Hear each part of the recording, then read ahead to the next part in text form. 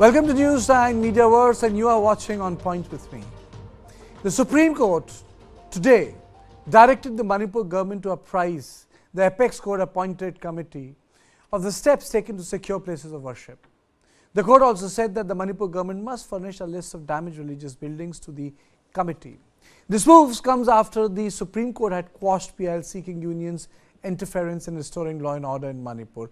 The court also directed the government to ensure that those in the relief camps must have access to festivals. But before I take you to the subject matter experts, let me take you through some of the important observations made in the court. So the first thing which has happened in the court was that SC wants a proposal to restore the places of worship. What can be done? How can it be secured? Because these are symbols. And what steps have been taken to ensure that the encroachment is also done away with. Basically, Supreme Court wants to know that these areas were the first places that were targeted. Moving ahead. Manipur government will furnish details in 2 weeks. They have taken 2 weeks of time.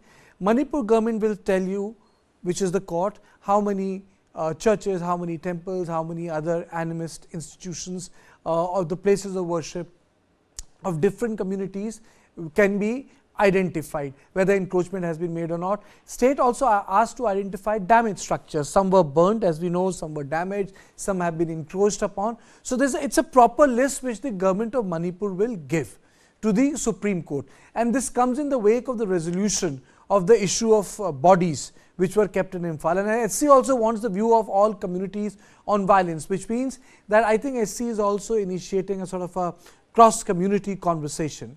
Moving ahead in our graphics, court also wants a report on encroachments. You know, the encroachment on public property. A lot of places in Manipur have seen social demographic displacement. So that is one. And secondly, 250 churches are vandalized during violence, roughly. And temples were also, 152 temples were also vandalized. This was a figure submitted by the government agencies themselves to the authorities to show that places of worship of every community got vandalized. It was not a one-way traffic. Every community suffered. So now my big question is, will people in camps and outside be able to celebrate religious festivals properly? Christmas is around the corner. One, can that be ensured? Supreme Court is also seized of that matter. As I said, with Christmas around the corner, can festivity take place in Manipur? Two things. Will people have access to festivals? Both Hindus, Muslims, tribals, Christians. And lastly, with the Christmas around the corner, can that festivity take place? Because if I go through the matter of the court in detail, which is part of our story, even if I quote, the court has very specifically said, based on the exercise of identification, the court also permitted the committee to prepare a comprehensive proposal for the way forward, including in regard to the restoration of places of worship. The state of Manipur shall tell the committee of steps taken to secure the places of worship. The government of Manipur shall furnish details of the identification of such places within 2 weeks to the court appointed committee. The court reiterated that the identification shall be across all religious denominations. Very important. I'll take you through all the details. In studio, I'm joined by my input editor Brijesh Pandey. I'm joined by Geetarani Tankalambam, advocate, Manipur High Court, Dr. Guite, Associate Professor, Center of Social Medicine, Community Health, and Suhas Chakma, Director, Rights and Risk Analysis. On Thursday, we had discussed the issue of bodies. That was one. Now, second, I would say, issue has been now directly taken up by the court. So, I'll straight away on this, I'll go to Geetarani ji. Madam, how important is this step in context of the resolution which has taken place in context of the bodies? Yes, Kartiki. Actually, this I would say is a very, very important steps towards reconciliation of both communities. As we know, when we want to bring a closure, resolving issues of the dead bodies, which has been lingering on for quite some time, was very important, which the court has taken cognizance of and given direction of, and it has been taken care of. Now, another issue which is very, very important and connected to the sensitive, to the sensibility of the communities, both communities, is the issue of religion. the Meiteis, they have been, taking up the issue of their religious places of Thangjing and Kauru being, taken over by the other community, and it has been, like cross has been put up on that particular spot as a like provocation to the community, and all these issues were going on. Plus, of course, vandalizing of the temples and the churches. Official numbers will be coming out. I think it will be given to the commission. So this issue, if it is solved, it will be a major problem resolved. And if rehabilitation and restoration of the temples and the churches are undertaken by the state government and the forces as per the direction of the Supreme Court, if that actually happens, I'm sure there'll be a major step towards bringing about reconciliation between the two communities. With your opening comments, how will they identify it? I want to know how will the restoration take place and how widespread the spread of these the so-called religious structures are, which became a victim of the violence. Kartike, I would say what the Supreme Court order, regarding restoration of religious places, it's an okay order, but this doesn't really concern the KUKI, because even if the religious structures are rebuilt, no one can go back at these present circumstances. And if we could, then of course, it's a very welcome order for everyone. Okay. But Brijesh, there are two parts of it. The access of communities to the festival, and the first part of it is identification, securing and restoration. How will that be done? Do you think that it's something which can be done? Because the claiming of the bodies was like a sort of a diktat, it was a legal order in the sense either you do it or let the state do it, and they will take care of the business, So there was no option. They didn't allow civil society, certain segments of the civil society to intervene. See, in this order also, nobody can intervene, given the fact that, the Supreme Court has asked for a list of all the religious structures, be it church or be it temples, who have been desecrated and destroyed in the 8-9 months violence which has been going on in the state of Manipur. And I think it's a good order when it says that, or people living in tents, people living in temporary structures will also have access to to festivity. But the fact of the matter is that will there be festivity is the bigger question, Kartike, because with the kind of carnage the state has seen in the last several months, and with the kind of displacement, with the kind of violence, the brutality that has been subject on both sides, I honestly don't think that it's a good thing to say that that people should have access to festivity. But the bigger question would be, will there be festivity? And I have my serious doubt about about whether there is going to be the kind of Christmas it used to have in the state of Manipur. Okay, I'm also joined by Suhas Chakma. Very warm welcome to you. Thank you for making time to join my show.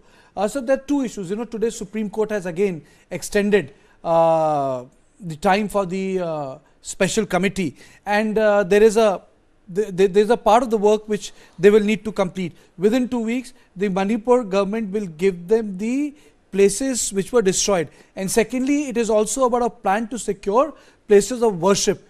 How do you do that in conflict-ridden places, sir? How do you do that in conflict-ridden places? No, I don't think it's a difficult exercise if the state wants to do, because the state already knows which are the religious structures which were damaged. So if the state wants to secure them, they can do it very easily. And if they cannot do all this kind of measures, if they cannot take these measures, it basically means that the state has no political will to do it. Because if you know these structures, because you have the list, you have already identified, then if you want to send the law enforcement agencies to secure these religious places, it's very easy. I think the more problematic is the direction of the Supreme Court, that you prepare a list in 2 weeks' time. We are already on 15th of December. This was the last day of the Supreme Court. In another 2 weeks, basically means about 29th, and the courts are not opening till the first week of January. So in that kind of a situation, you have not asked in that sense to ensure, the restoration of the religious places where assuming that they could go there, they could actually perform or participate in the religious festivities or programs. But you have basically asked the state of Manipur to take measures to identify them and how do you restore them and etc. Which the Manipur government is very happy with, because at the end of the day, you are not going to take any measures before Christmas, which is about 10 days from now. So that's why I think it has come a bit late in that day. The direction should have been, if we are conscious of the fact that people are going to participate during the Christmas, then the direction should have come long ago. So I do not see how it's going to, but if these are implemented, I would say that this could be the most concrete measures to establish peace, because restoration of religious places symbolizes the willingness of the state to accept the fact that they have to ensure return of the certain people and secure ensure their security. So I would say, we have to see how this order goes away. It goes along, how people, the government implements it. But at this point of time, I am a little bit pessimistic given the time frame which we have. And once the 1st January comes up, people will say religious places are not an issue, festivities are not an issue. Then it takes time, and all the concrete difficulties, practicalities which come up will be shown. And I don't think it would make much of a difference. So the last point is, at the end of the day, it depends on how the state has the political will to, start some kind of a peace process between two communities. If there is no political will, which we have not seen so far, this will just, the Registered Solicitor General or all others will just appear. People will continue to press for it without any concrete solution. As you had said, right, you are not dealing with the dead bodies. This is much more complex than handling of the dead bodies. No, I completely agree. This is far more complex than dealing with the dead bodies, because I agree with Mr. Chakma, because dead, in context of dead bodies, there was a direction. The court said either you do it or we'll do it. If you don't listen to us, we'll take them to the designated sites. If you want to take them, with dignity, we'll provide you the bodies. But there's Gitarani, there's another thing which crosses my mind. You are a practicing lawyer. Most of these important steps have emanating from the court, rather than emanating from legislative arena, executive arena. In last 70 to 80 hours, the two most important things have taken place from the court. It has been now the intervention of the court which has led to the resolution of the bodies, in the sense that the bodies have gone. And the second most important step is, people forget what were the first visual which we played. I don't forget them. I recall three things. I recall religious structures being burnt, one. Second, I recall places where people had written the name of their tribe in front of the gate. I distinctly recall the visuals on 6th, 7th, 8th of May. People had written the name of their community. So there is no targeting, hitting. And third thing I recall is shift of people. Suhas has a point, madam. There is a ownership of religious structures. वो कहते हैं ना कि there is no god without a devotee, भक्त के बिना भगवान नहीं होता, हमारे यहाँ उत्तर भारत में कहते हैं भक्त के बिना भगवान नहीं, और भगवान नहीं तो भक्त नहीं हो सकता. सो you don't, if you do not have that, the people who were part and parcel of that sacred religious structure, because people also think this in context of only Christians and Hindus. I think there is also animism, lot of sacred spaces which are sacred to multiple tribes and communities. How do you deal with that? No people to take care of them. They cannot. They are not ASI sites. They are living entities. The places of worship, madam. So, Kartikeya, it's very easy to identify these temples, whether it is Hindu temples or that of Sanamahis, like Meitei temples, and the churches, because the people around them, and nowadays we have this Google mapping also, the exact location can be found out. And in the list of temples and the churches, these locations, and then the people who were in control of who were looking after these religious places, they are also identified. So identifying the places of worship, that will not be an issue. So the first step which Supreme Court is asking right now is the first step of identification. which already official figures are there and address are there, photographs before and after are there. So it will be very easy to identify by the committee by visiting those places and checking out if actually these structures were there or not. Now, regarding whether people will be there to worship or visit this worship place of worship, in a sense like where the rehabilitation will be taking place, that will be the next step, and it has to happen. Ultimately, you can't segregate both communities, right? Kartik, you see, in Manipur, you segregate them and place them in different areas. But how about all over India, all over the world? The communities, people from the communities are not just concentrated in Manipur. They are living all over the world. Like say in Delhi, in Pune, also they are there. They have to live together. You can't segregate them over there, right? So ultimately, people have to come and live together. So after identification of these religious worship places, next step will be to build the structures, and of course, together with that, I think the Supreme Court also has mentioned steps toward rehabilitation. So, and ultimately, it is the duty of the government, which ultimately we have to recognize that it's not working properly. So the Supreme Court and the judiciary has to step in. And it is rightly so, because this is how democracy works. If one of the branches of the government doesn't work, the other has to step in. The people right now have more trust towards the judiciary, as it can be seen. It is so, I mean to say, it's a flaw in our democratic setup. When it comes to issue of Sabrimala or LGBTQ, the most sensitive matters, it's the judicial intervention which leads to resolution, not political consensus making. This is something very glaring and has become very glaring in the last 20-25 years in our society. Even in a state like Manipur, which is so disturbed, which should be part and parcel of a national narrative. People should be talking about it. In fact, on a weekly basis, if not on a daily basis, these nuances, these issues are completely lost. I mean, so the issues of body should have been resolved at the level of political executive. The issue of religious structures, there shouldn't have been a Supreme Court saying, let's identify them. They should have.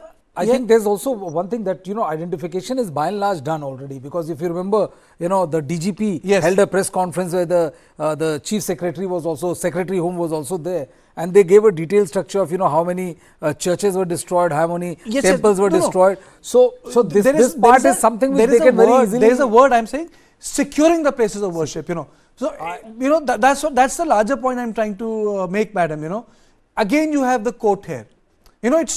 It's not only about Manipur government. It's true of all our elected representatives. The most sensitive issues are left for the judiciary, isn't it? Yes, that's right, Kartik. And I think that is correctly so. Because when one, at a particular point of time, when one branch of the government is not functioning properly, then it's only proper that the other branch step in and, provide a resolution or the correct step to be taken. Because right now, the legislature and executive of the Manipur government seems to be lacking in actions.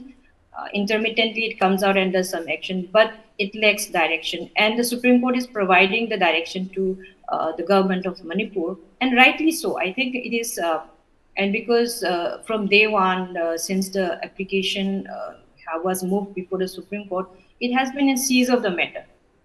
Be it whether it's like, how to deal with the dead bodies or the mass burial issue.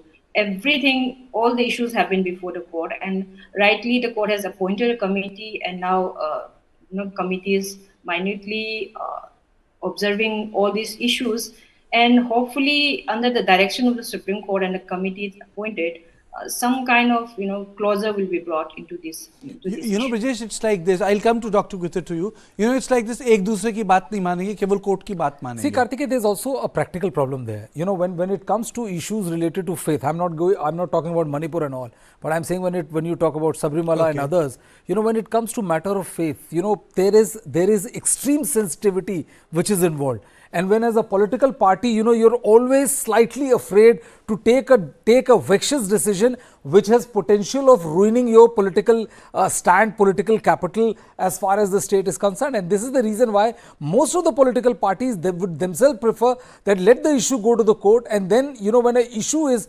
presented to them, when an answer to that particular religious problem or socio religious problem is given, when an order is given, they present the political dispensation, present that order as a fait accompli to the people, where the people, irrespective of religious sensitivity, are forced to to accept that. That is, I think, one reason why political class always let a contentious issue go up to the Supreme Court. The case here in Manipur is slightly different. What is happening is that this is one issue which should have been tackled long back. And one of the most vexatious problem which Manipur has been facing right from the word go is that there is an absolute lack of any kind of political overtures to either communities. So no political party is making that sincere effort which is seen as sincere by both sides.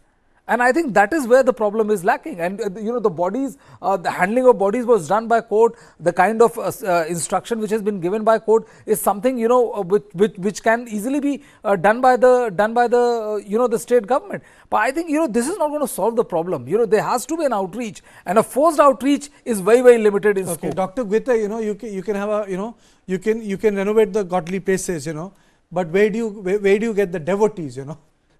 The important thing is you can renovate them, but there will be empty structures. The issue is, things are normal when the people who pray there are there.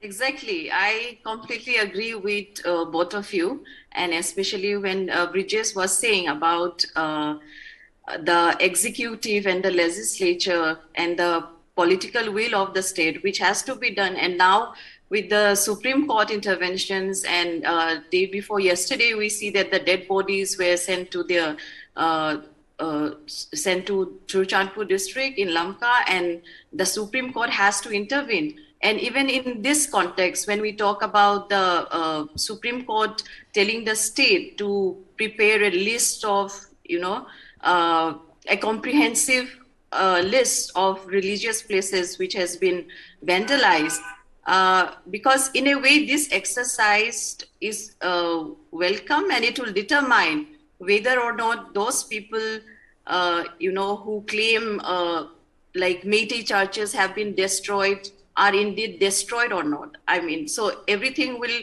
come out in black and white. And no, I think there is, Dr. Gwite, please carry on. I think there is no doubt about the fact that this was not one-sided. Both temples and churches were destroyed. Yeah. So one more thing I want to add is that, the affidavits that the Manipur government files, they are usually very vague, and it doesn't have specifics. And they just say they do this, they do that, but where and to which places, etc. So it's always very vague. And this exercise also will help. The locations of these religious places are also important to determine, whether or not either the Zou, KUKI or the Meitei who have actually, destroyed temples or churches, either in the hill areas or in the plain areas. But at the same time, it should be noted that, during that peak of the violence that were happening, and as accused that the Zou, KUKI were destroying the temples and all these things, or the churches in the IMPHAL Valley, they were running for their lives. So those kind of accusations which were happening also will come out, clear through this exercise. And as you were saying, like if there is no devotees, and then in the religious places, we see that Christmas is coming, and we want everyone to enjoy Christmas, especially the Christians, as this will be the first time. And then most of the Zou, KUKI are Christian, and first time in their life, they will be spending Christmas without their church. So that's what exactly, as you have made the point, without religious places, without devotees, how does it make sense? And in the past also, we see that the places of worship act is there, given the, Gujarat riots and then the Babri Masjid demolition that were happening. So religious belief is something which is very close to our sentiments and our emotions. So this will kind of also, I feel, help in the healing process of what both the communities are going through. Okay. That's the first part of the discussion. The second part of the discussion would again be on the another observation of the court. The first observation of the court was the directives in terms of securing the places of worship, collating information, encroachment, other things. But there is, there is another part of this, I think, today's development in the court, which says access of people to festivals and access of people in the camps to festivals.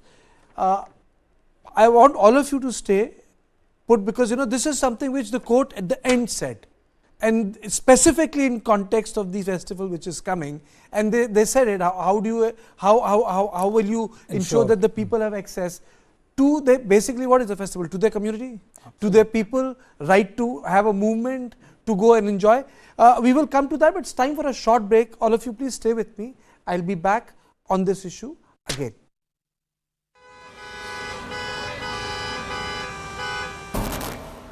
Bangalore traffic is an example of something that has gone wrong with our system. We have more than 50 flyovers in Bangalore city. If flyover is a solution to traffic problem, Bangalore should not have traffic problem. According to TomTom Traffic Index 2022, Bangalore is ranked as the second worst city in the world when it comes to traffic.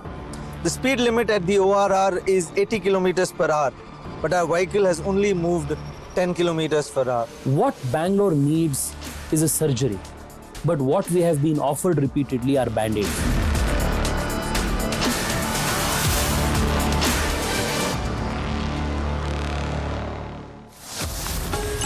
Only on the world's first news OTT. News9 Plus, ahead of the curve.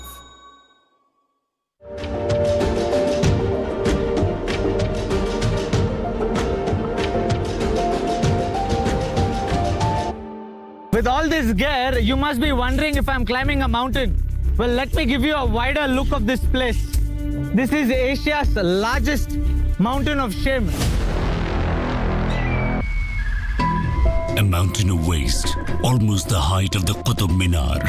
When you enter capital cities of some of the biggest countries in the world, you don't have 3 garbage mountains waiting to welcome you, depending on whichever side of the city you enter from. The thing is that a lot of times we talk about landfills only when there's a fire at the landfill. You need to understand that a landfill is at fire almost throughout the year. It's only when the firefighters are not able to douse the fire is when it actually catches the nation's attention, the city's attention, or media attention. The towering landfills worsen one of Delhi's biggest problems: pollution. यहाँ पर आप रात को आओ, दिन में आओ, आप 1 घंटे बैठ नहीं सकते बाहर। इतनी धूल, प्रदूषण, महक, आप खाना भी नहीं खा सकते बाहर बैठ के। Life around the landfill is a curse. हमारे घर में जो बड़े हैं उन्हें अस्थमा के वो पेशेंट है, आए दिन उनको नेबुलाइजर लगाना पड़ता है। डॉक्टर ने मुझे ये चीज बोला कि यहाँ का एरिया छोड़ के कहीं और चाहिए। Delhi's garbage mountains are now a fetid symbol of the national capital's trash problem. The question is, who is to be blamed?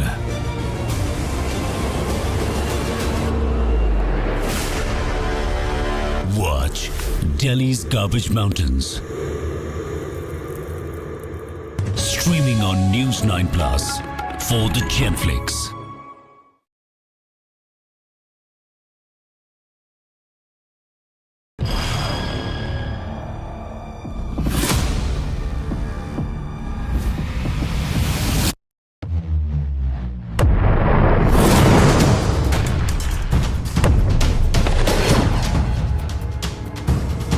He thought he could outlast us. And 1 year later, the evidence is right here in this room. Who will blink first? So far from preventing the expansion of NATO, Russian actions have actually resulted in the expansion of NATO. It's a mess for Russia and it's a mess for the Western world, for NATO and the United States. Putin is a dictator, and if he loses, that means the end of his regime, and probably of him personally. So he has to keep going. Year 2, no end in sight. Streaming now.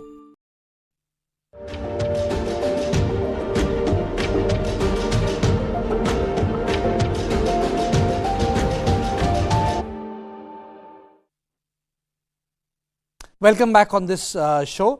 And the second part is the court in the context of the upcoming festivities and those in the relief camps. The Chief Justice said, bearing in mind persons should be in relief camps with regard to coming Christmas festival, both Solicitor General Tushar Mehta and ASG Aishwarya Bhati assure that the court that the necessary steps be taken to ensure that those in camps can attend all ceremonies regarding impending Christmas festival. Mr. Chakma, is it a tall order to deliver this, that people in camps, because there are multiple camps, lot of displaced population, how will they do it? Not at all.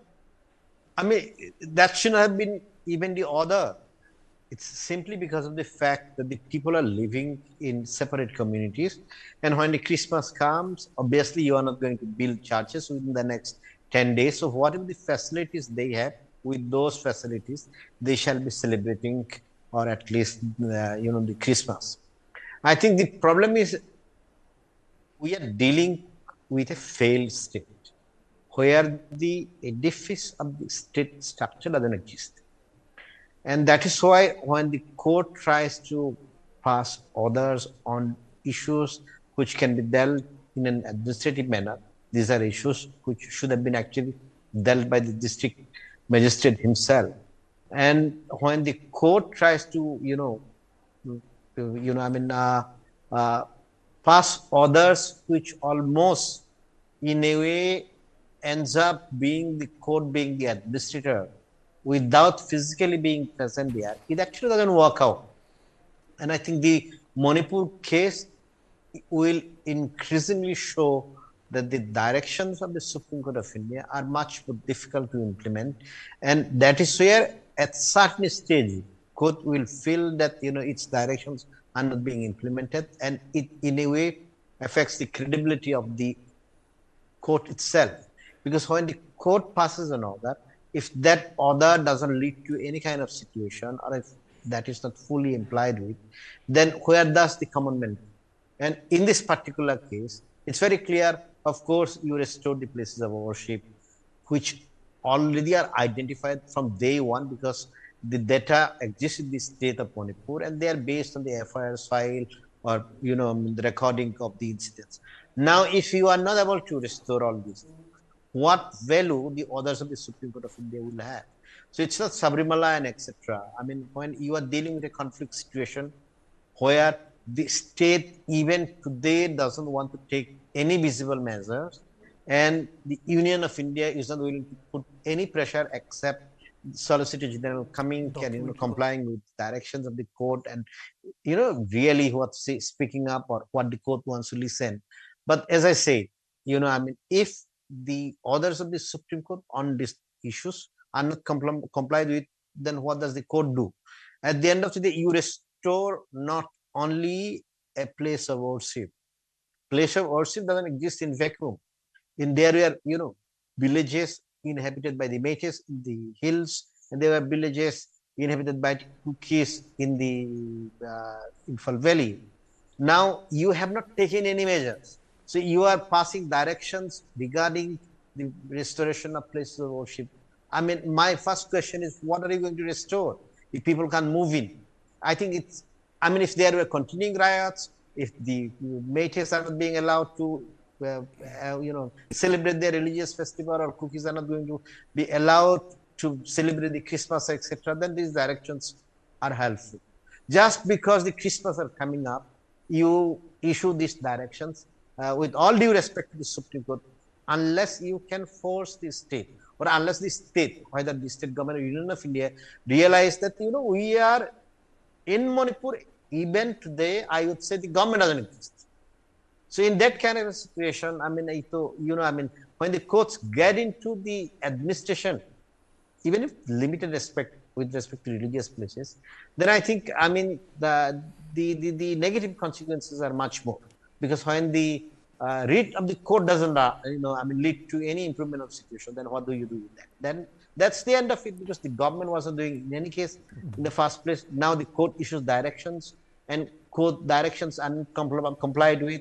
So then, you see basically a situation where everything has collapsed, and I think we will be increasingly moving towards that, because where do you see any attempt, either by the Union of India or the state of Manipur, first of all, to start some kind of reconciliation process, at least not visible even after 8 months. Then only if you start a reconciliation process, then people could have moved, I don't think at this stage, I think you made a very strong statement. Geeta Rani, did you say, are we looking at a fractured, failed state, or a state which is failing to fulfill its responsibility? If I don't use the word fail, failing to fulfill its responsibility. Yeah, well, when I say I've asked Geeta Rani ji, because you made a very a pointed reference to a particular issue. I think, Kartikeya, by now there's no doubt that the state government has failed in many different areas. I think people will agree to this. And that's why the Supreme Court needs to step in. I mean, people actually have approached the Supreme Court for certain things because they're not satisfied with what the state government has been doing. And Mr. Chakma has mentioned about the Supreme Court's order, whether it can be implemented or not, and what happens if it is not implemented. Actually, the court by suo moto is not taking up this issue about rebuilding or resecuring the places of worship. One party has approached it with specific prayer. That's why it is giving this order. Like the Supreme Court has not given any order during Diwali festival, because the concerned party did not approach it for such directions. But right now, this direction regarding Christmas celebration has come about because of certain applications. So the court has directed that the people should be, maybe the submission was that they were not feeling secure enough that they will be allowed to, celebrate this festival. So the court issued these directions. As regard state government's ability to execute these orders, state has to actually execute it. There is no other way out. And if during execution of these orders, if there are difficulties, the state government can approach the court stating these difficulties and asking for amendments of the order or certain, different approach towards guidance or a different way of, executing this order. But there's no other way out except executing what the court has actually directed. So, and if it is not executed, obviously there are contempt proceedings and all that issue is there. So, Supreme Court taking these issues and issuing these directions is a very important step, and the state government cannot take it lightly. It has to implement it. And another thing is like regarding lack of worshippers. See, as Mr. Chakma rightly said, the state cannot restore these places of worship within these 2 weeks. What the state government was directed was to identify the places of worship and to ensure that the people in the relief camp are able to, enjoy this festival or celebrate this festival. So it has to be in the relief camp, wherever they are staying, with the present facilities. And frankly, Kartikeya, I don't think people are in a mood to celebrate. Actually, Diwali also, people, they don't celebrate. Bhai Dooj, nobody celebrated over there. First time in the history of Manipur, Ningol Chakawa, that is Bhai Dooj, as we know in other part of India. Okay. So this likewise, is exactly Christmas, what I was saying in my answer. Yeah, Christmas, I believe people of the other community also, and also Meitei Christians, they will not be in the mood to celebrate. If they celebrate this, Christmas, it'll be in a very different mood. Subdued. Very subdued celebration. I'm also joined by Group I'm joined by Group Captain Mr. Nandakumar Sharma. Mr. Nandakumar Sharma, today the court has gone into the heart of the matter. It has touched upon certain religious issue, and Manipur, there was an ethnic conflict, also had a religious fault line to it. Do you think that in a way court is stepping in where the state government has not done the needful as it should have? Yeah, it is a very good step by the court, I would say. However, there was no this thing religious line in this conflict, but it was purposely brought out by some, say, whatever the reason it may be. But the court has given right decision to restore all worship places. It is very welcome issue, and the state government should work to restore all the worship places. Let it be churches, let it be Hindu mandirs, let it be Buddhist temple or the Sanamahi temples of Meitei. So all these are to be restored at the earliest, though court has given 2 weeks time. I don't know how it can be achieved, but a positive steps towards restoring all these worship places will be a good initiative by the state government. And now the court has given an order, so the state government and its authority cannot keep simply idle. So some action has to be taken, and it is a very good step by the court, though it is late.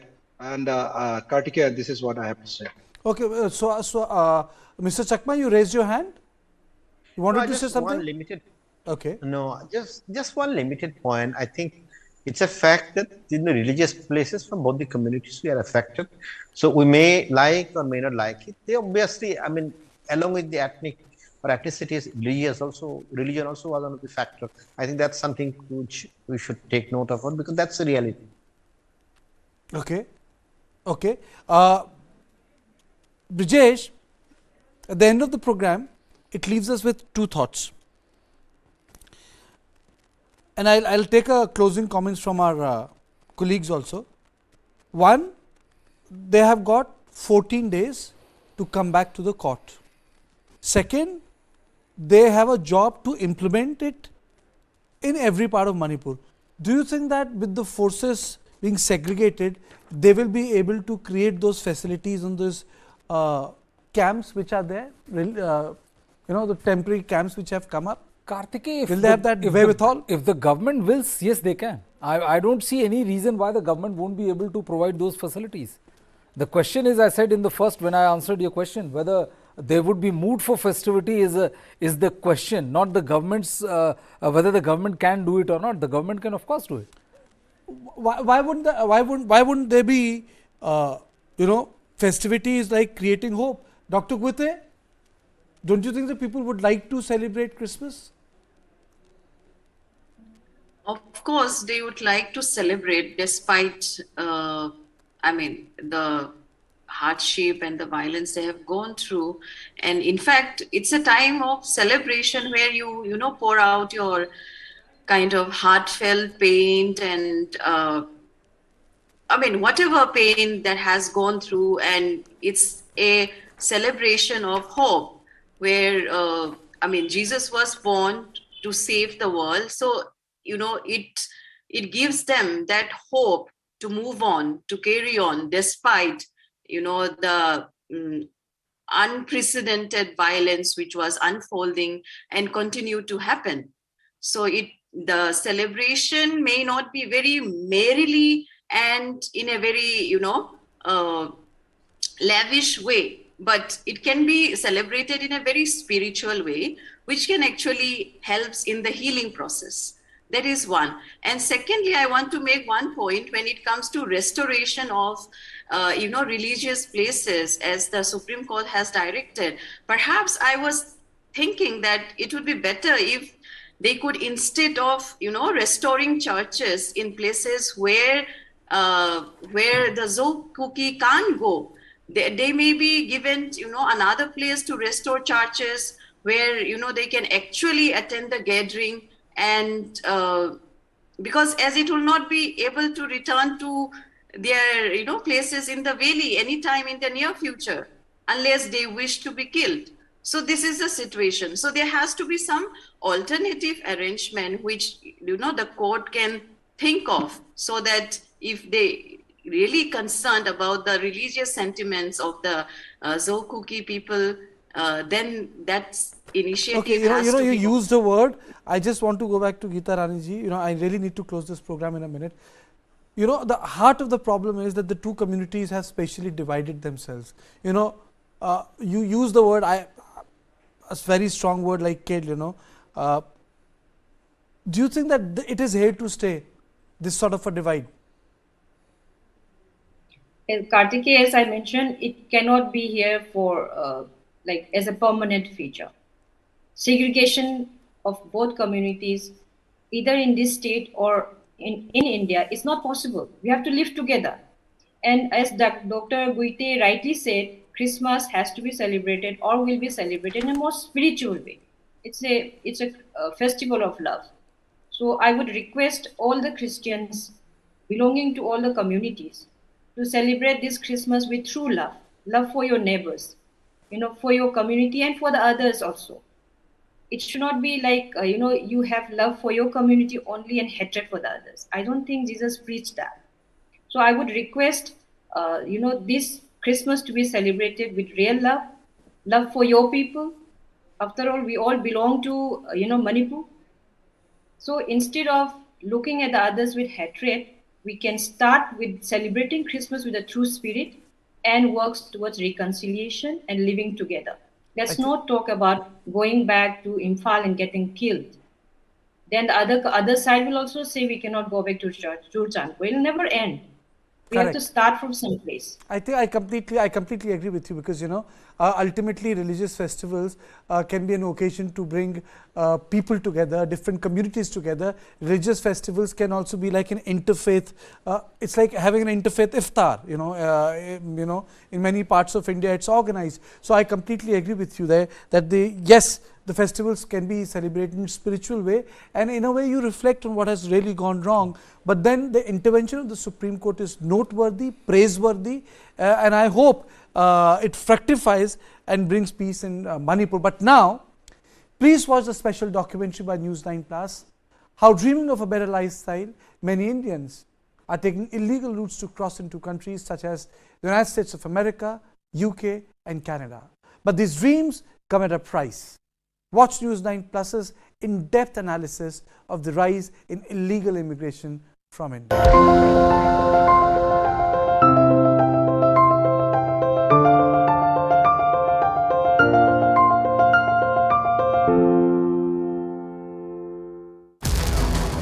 उन्होंने मुझे बताया था कि आप चिंता मत करो, मैं आपको भरोसा दिलाता हूँ, फिर ये मेरा परिवार सब खत्म हो गया। In a disturbing discovery on the Minnesota-Canada border, police found the bodies of 4 family members who they say froze to death. Sent shockwaves across 2 continents and left many people asking a simple question: why?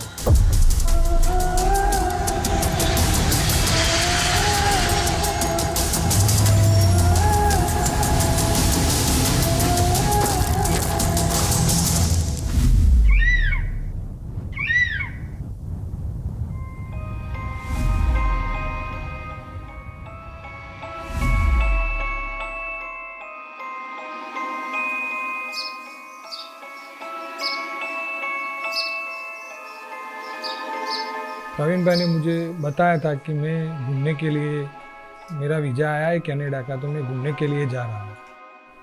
फिर बाद में जो उन्होंने मुझे बताया कि मेरी निकुल से बात हुई है और वो मुझे यहाँ से अमेरिका क्रॉसिंग करवाना का बोल रहा था। तो 2-3 दिन बाद प्रवीण भाई का फ़ोन आया मुझे और वो बोले कि यहाँ पे जो सचिन है उनका फ़ोन आया था, तो वो बोल रहा है कि यहाँ से लाइन क्लियर नहीं हो रही, तो अभी आपको बोट में जाना पड़ेगा। फिर मैंने निकुल को फ़ोन किया कि आप अपनी बात तो हुई है टैक्सी में, तो ऐसे बोट में ले जाएगा तो हमको नहीं जाना है, जो जहाँ से लाया था वहाँ छोड़ दे।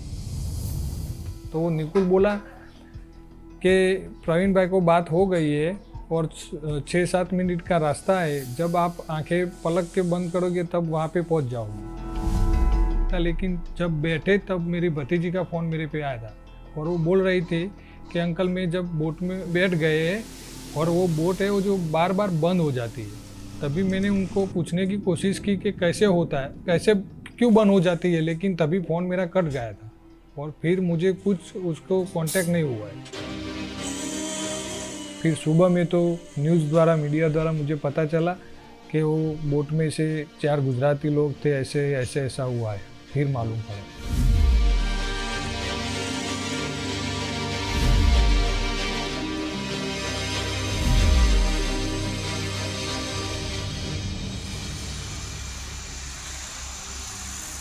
in today's time and date, there's a big community, there's a diaspora which is settled already in the US.